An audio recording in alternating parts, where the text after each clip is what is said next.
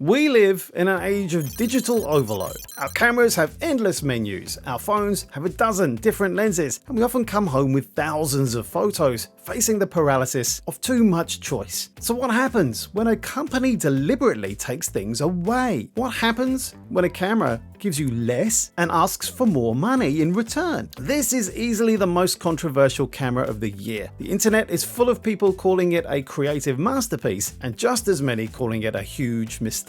So what's the truth? I took it on a one-week family holiday to the Gold Coast to find out for myself. For this mini review, I left all my other cameras at home. This was it, the Fujifilm X Half for 7 days straight. Full transparency, Fujifilm sent me this camera on loan to try out, but as always, these thoughts are entirely my own, and they're not reviewing this video before it goes live. So let's start with the central argument for this camera's existence, the case for it being a work of creative genius. The magic of this camera isn't on a spec sheet, it's in the experience of using it. Fujifilm has lent into a philosophy of forced constraint, and in a world of overwhelming options, this feels less like a limitation and more like a relief. By taking away the ability to change lenses or zoom, it forces you to slow down. It forces you to move your feet, to think about your composition, to see the world differently before you even press the shutter. I remember standing on the beach at Burleigh Heads. With my normal camera, my iPhone 16 Pro these days, I would have fired off 20 shots. Or maybe if I'd have had my bigger Fujifilm camera, maybe I'd have tried exposure bracketing or different focal lengths. But with this, I just had to wait. I watched the scene. I found my single frame and took the shot. It was more deliberate,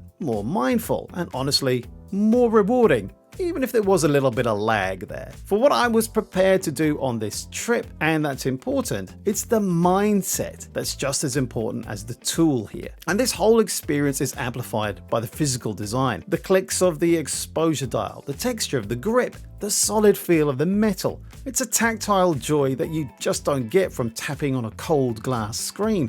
It connects you to the process of photography in a way that modern cameras and phones often forget. Of course, the other part of the magic is what happens after you press the shutter. You get those incredible Fujifilm film simulations. This is the heart and soul of the Fujifilm ecosystem. Getting beautiful stylized images straight out of the camera is a joy. Personally, I'm a big fan of a turner, which I find wonderful for everyday life, giving you gentle colors with a beautiful contrast as well. And for those more moody cinematic shots, nostalgic negative, or the classic across for black and white, just deliver every single time. And it means less time worrying about editing in Lightroom and more time enjoying the photos themselves. So are you taking thousands of pictures but not really seeing anything?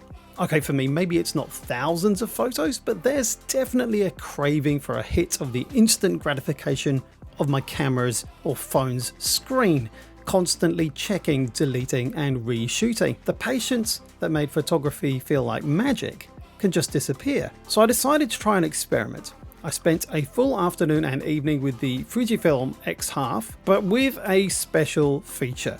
It blanks the rear screen. I wanted to know if embracing this limitation could force me to see the world differently. So what's this film roll mode all about? Well, I think it's Fujifilm's wonderfully weird attempt to bring the soul of analog photography into a modern digital camera. You start by picking a film simulation, one of Fuji's famous simulations like Velvia or Classic Chrome, and you're locked in for 36 or more exposures. But here's the real kicker. That main LCD screen is, yes, completely blank.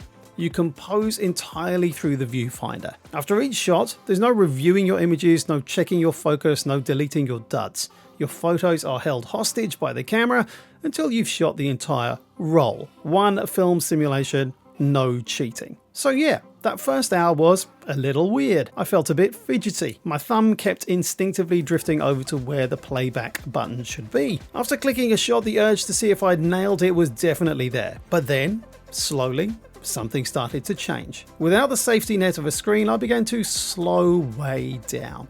Instead of just reacting to moments, I started to anticipate them again. I found myself just watching the light, seeing how a shadow crept across a path, or waiting for someone to walk into that perfect sliver of sun. I wasn't just pointing and shooting anymore. I was composing with purpose, knowing every click of the shutter was a real commitment. So after that afternoon and evening, I finally finished my roll of 36. But did I get anything good?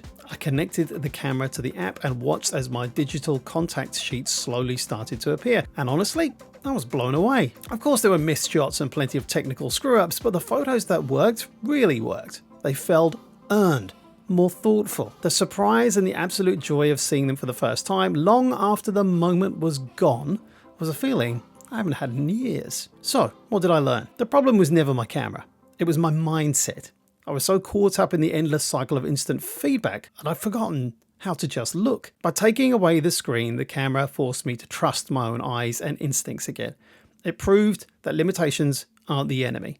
Sometimes they're exactly what we need to jumpstart our creativity. So that's the genius side, the experience, the philosophy, the beautiful results. But now we have to talk about the case for mistake. Let's address the problems and the controversies because they are valid and need to be discussed. First and foremost, the price. This is a very expensive camera for what it offers on paper. For the same money, you could buy an incredibly capable interchangeable lens camera with a couple of lenses, something like a used XT series camera or a second-hand full-frame kit even from another brand. That is a serious consideration and it places the X Half firmly in the luxury or specialist tool category. Second, let's talk about the half frame or vertical format itself. This is a core feature that can be both a creative tool and a frustration. It means that for a landscape shot, you can capture two vertical oriented images within a single frame. It's fantastic for creating diptychs,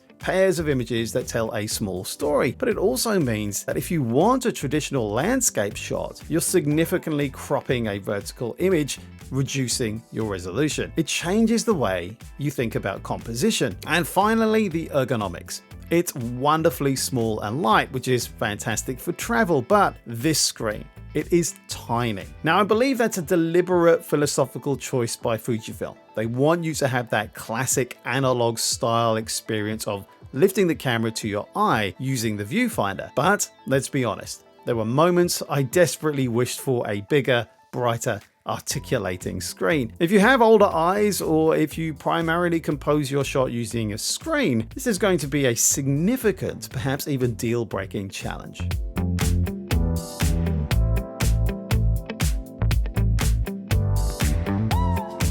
So after a week, where do I land on the Fujifilm X Half conundrum? It's not a simple answer because this camera is less of a Swiss Army knife and more of a beautifully crafted specialist chef's knife. It's designed to do one thing exceptionally well, make you fall in love with the process of taking pictures again. This camera is for the enthusiast who already has their workhorse system but wants something for the soul. It's for the professional photographer looking for an inspiring walk-around camera for their days off that feels different from their client gear. And it's absolutely for any creator feeling creatively burnt out, who wants a tool that will force them to rediscover their eye. But this camera is a mistake if you're a pragmatic buyer who needs the maximum versatility for your dollar. It's a mistake if you're a professional who needs the flexibility of interchangeable lenses to get the job done. And it's a mistake if you're a beginner looking for your first and only camera. There are far more practical choices for that. It is, without a doubt, a heart over head purchase. But for the right person,